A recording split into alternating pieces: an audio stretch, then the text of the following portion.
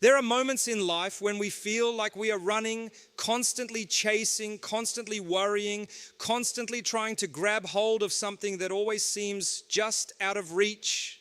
And for many of us, that something is money. We wake up thinking about it, we sleep worrying about it, and in between, we exhaust ourselves believing that if we just push harder, chase faster, and sacrifice more, then finally we will have enough. But pause for a moment and ask yourself, at what cost? At what cost are we chasing something that was never in our control to begin with? You see, we have been conditioned to believe that risk is something we must hunt down, something we must force into our lives through stress and desperation. Yet the reality is far more profound and far more comforting. What is written for you will never miss you, and what misses you was never meant to be yours. This is not a statement of laziness, nor is it an excuse to sit back and do nothing. Rather, it is a reminder that while effort is required, obsession is not. There is a difference between working with purpose and chasing with panic. We live in a world that constantly tells us that we are in control, that everything we achieve is purely the result of our own effort, intelligence, and hustle. From a young age, we are taught to believe that if we just push harder, plan better, and chase more aggressively, we can secure whatever we desire. This idea slowly settles deep into the heart until it becomes a silent belief. I am the one making things happen. And when it comes to money, this illusion becomes even stronger. We begin to think that our risk is directly tied to how much we chase it, how much we stress over it, and how tightly we try to hold on to it. But the reality is far more humbling than that. The truth is that control, in its absolute sense, has never belonged to us. No matter how intelligent a person is, no matter how strategic their planning may be, there are countless factors beyond their control that determine outcomes.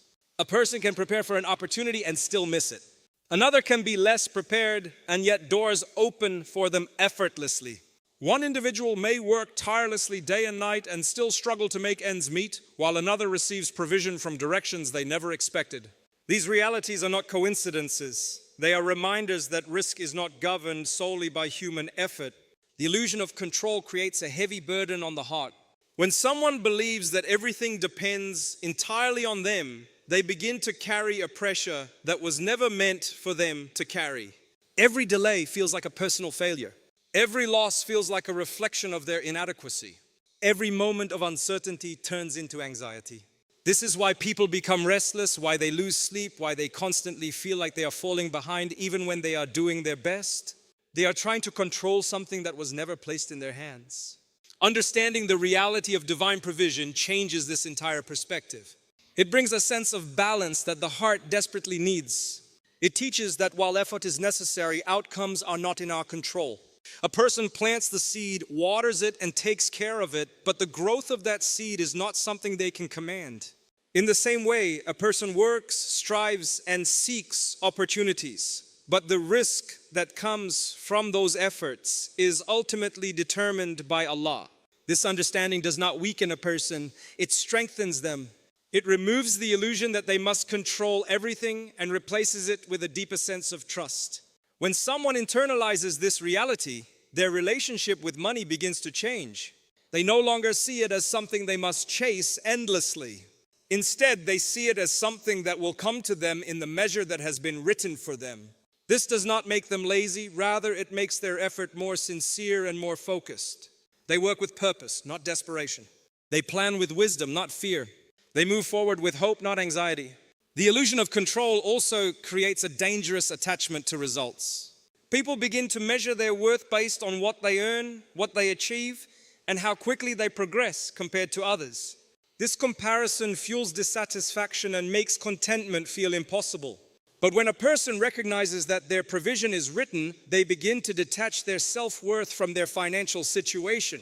They understand that risk is a test, not a measure of value. Some are given more, some are given less, and both are being tested in different ways. There is also a deep sense of relief that comes with letting go of this illusion. It allows a person to breathe, to slow down, and to find peace even in uncertainty.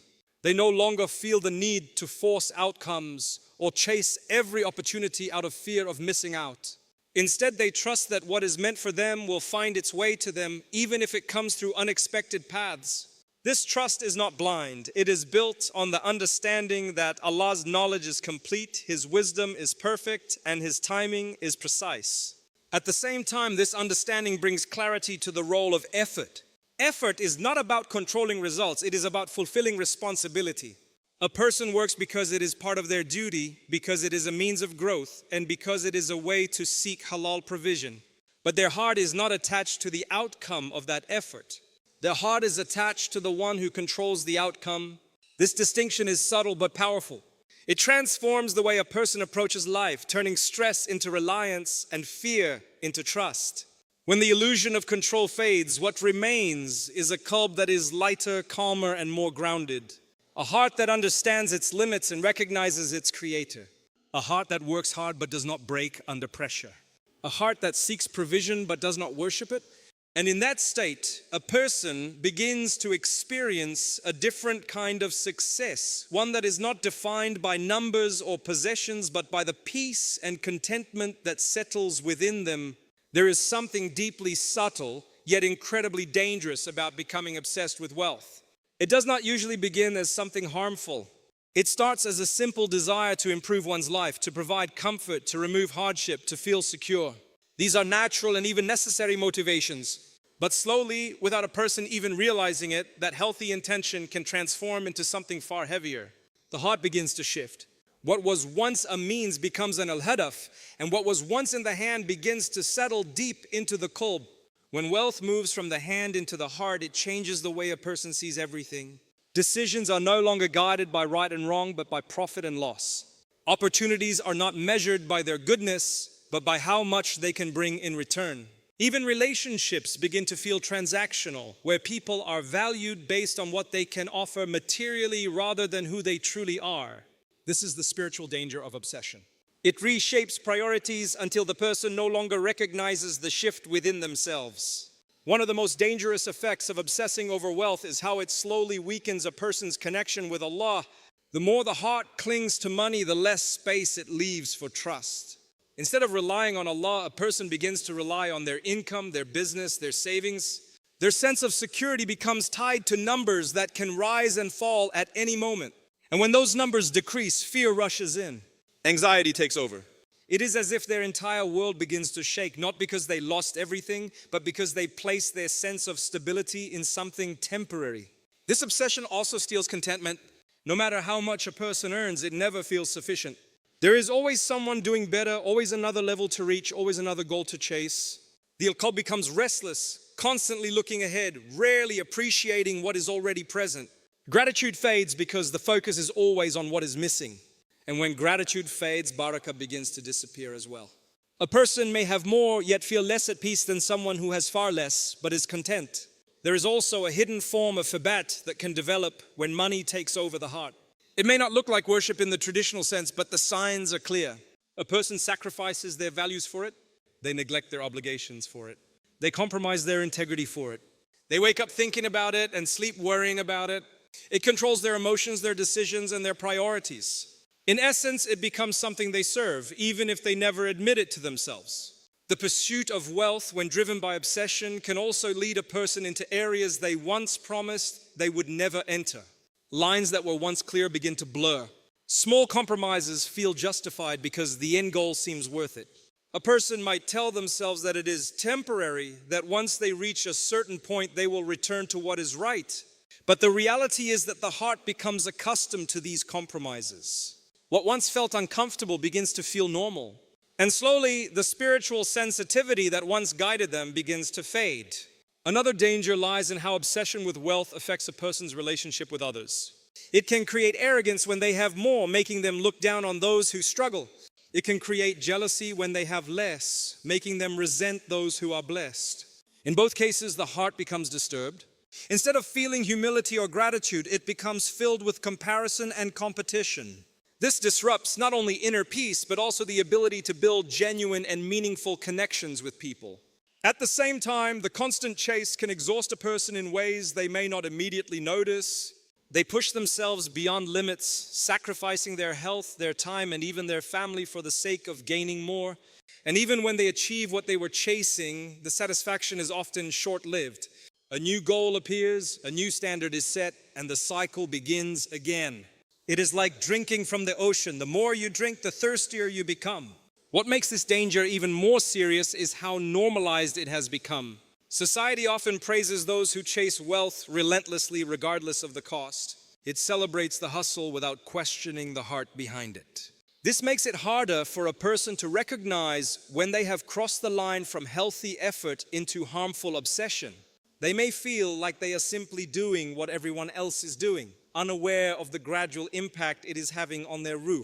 The balance lies in understanding that wealth itself is not the enemy. It is neither inherently good nor bad. It is a tool, a test, and a responsibility. The danger is not in having money, but in allowing it to take over the heart. A person can be wealthy and still be deeply connected to Allah, deeply grateful and deeply at peace. But that requires constant awareness, constant self-reflection, and a conscious effort to keep the heart anchored where it truly belongs. When the heart remains connected to Allah, wealth stays in its place as a means, not a master, as something that is used, not something that is worshipped. And in that state, a person can navigate the dunya without losing themselves to it. There comes a point in every person's journey where they must confront a very quiet but powerful question. Do I trust my own timing more, or do I trust the timing of Allah? On the surface, most people would quickly say they trust Allah, but life has a way of revealing what the heart truly depends on. When delays happen, when doors remain closed, when plans do not unfold as expected, that is when true trust is tested. And this is where the understanding of Allah's timing and wisdom in rizq becomes one of the most grounding realities a person can ever hold on to. Human beings naturally want speed. We want results quickly, answers immediately, and progress without delay. We see something we desire and we assume that having it right now would be best for us. But our knowledge is extremely limited. We only see the present moment while Allah sees the entire timeline of our lives, including what we cannot see, what we do not understand, and what we would never anticipate. This difference alone should humble the heart. What feels like delay to us may actually be protection. What feels like denial may actually be preparation. And what feels like loss may actually be redirection towards something far better. When it comes to rizq, this understanding becomes even more important. A person may apply for a job and not get it. They may start a business and see slow progress. They may try endlessly to improve their financial situation and still feel stuck. In those moments, frustration naturally arises. The mind begins to question, why is this not happening for me? Why is it taking so long? But what is hidden from the human eye is the wisdom behind that delay. Perhaps that opportunity would have brought stress instead of peace. Perhaps that income would have come with harm attached to it. Perhaps that timing was not aligned with the person's emotional, spiritual, or even physical readiness. Allah's timing is never random. It is precise, intentional, and deeply connected to a wisdom that is beyond human comprehension. Sometimes provision is delayed, not because a person is being denied, but because they are being developed. There are lessons that must be learned, character that must be shaped, patience that must be built, and reliance that must be strengthened. If everything were given instantly, the human heart would rarely grow. It is through waiting that sincerity is tested. It is through uncertainty that trust becomes real. There is also a profound mercy hidden in the timing of Allah. There are things a person may desperately want at one stage of life, but if given at that moment, it would have become a source of harm, distraction, or even destruction. With time, however, the person changes. Their mindset matures, their intentions become clearer, their capacity to handle responsibility increases. And when the same thing is given later, it becomes a blessing instead of a burden. This is the wisdom of divine timing.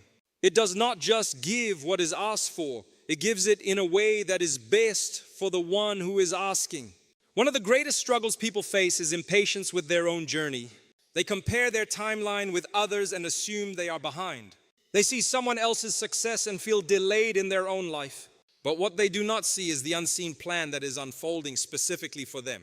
Each person has a unique path, a unique set of tests, and a unique form of provision. Comparing timelines is like comparing two different stories without understanding the full context of either one. Trusting Allah's timing requires a shift in perspective. Instead of asking, why is this not happening yet? The heart begins to ask, what is being prepared for me in this delay? This simple shift transforms frustration into reflection. It opens the door to patience that is not passive but active. A patience that continues to work, continues to strive, but without desperation. A patience that understands that effort is in the hands of the servant, but timing is in the hands of the Lord. There is also a deep peace that comes with accepting divine timing. When a person truly believes that nothing can come to them before its appointed time, their anxiety begins to reduce. They stop trying to force outcomes. They stop panicking over delays. They stop interpreting every setback as a failure. Instead, they begin to see life as a process unfolding exactly as it should. This brings a calmness that cannot be achieved through control, only through surrender. At the same time, trusting Allah's timing does not mean inaction. It does not mean abandoning effort or becoming passive. It means doing what is required with sincerity while leaving the outcome to the one who controls all outcomes. A person still works, still plans, still seeks opportunities, but their heart is no longer attached to immediate results. Their heart is attached to the wisdom of the one who knows when, how, and in what form provision should arrive. Over time, a person begins to realize that some of the most meaningful blessings in life came after periods of waiting. What once felt like delay often turns out to be protection. What once felt like denial often reveals itself as divine care. And what once felt like uncertainty becomes a testimony of perfect timing. In hindsight, the heart begins to see that nothing was ever random and nothing was ever lost. Everything was unfolding exactly as it was meant to, in a way that the human mind could not fully comprehend at the time. Gratitude is one of those qualities that seems simple on the surface, yet it carries a depth that can completely transform a person's inner world when it is truly understood and practiced. It is not just about saying words of thanks. It is a state of the heart, a way of seeing life, and a lens through which everything is interpreted. Sincerity, patience, and gratitude are deeply connected, but gratitude stands out because it shapes how a person experiences everything they have been given, whether it is abundant or limited.